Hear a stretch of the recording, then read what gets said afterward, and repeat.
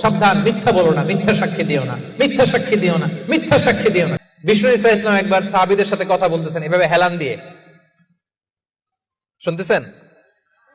বিশ্বনবী হেলান দিয়ে বলেন, আলা উনাব্বিউকুম বিআকবারিল কাবায়ের, সবচেয়ে বড় কবিরা গুনাহ কোনটা তোমরা জানো নাকি? সাহাবারা বললেন, আপনি সব চাইতে ভালো জানেন ইয়া রাসূলুল্লাহ, আপনি বলেন। বিশ্বনবী বললেন, সব চাইতে বড় কবিরা গুনাহ আল্লাহর সাথে শিরক করা, হেলান দিয়ে। 2 নম্বরে উকুকুল ওয়ালিদাইন, মাতা পিতার অবাধ্য হওয়া। 3 নম্বরটা যখন বলবেন হেলান থেকে উঠলেন এভাবে, সিরিয়াস। 3টা কবিরা গুনাহ তোমাদের বলবো না, বলেন।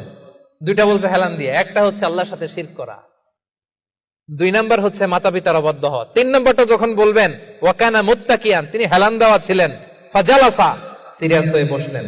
এরপরে বললেন, আলা ওয়া কওলু যুর, আলা ওয়া শাহাদাতু যুর, সাবধান, মিথ্যা বলো না, মিথ্যা সাক্ষী দিও না, মিথ্যা সাক্ষী দিও না, মিথ্যা সাক্ষী দিও না। বিষ্ণুনবী বলতেই লাগলেন, কতবার যে বলছেন তার কোনো হিসাব নাই। কোন সুবহানাল্লাহ।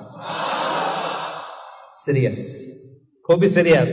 কারণ মিথ্যা সাক্ষী সমাজে বাতিলকে প্রতিষ্ঠিত করে, জালিমকে প্রতিষ্ঠিত করে। মিথ্যা সাক্ষী সমাজে অন্যায়কে প্রতিষ্ঠিত করে। চিল্লায় বলেন ঠিক কিনা?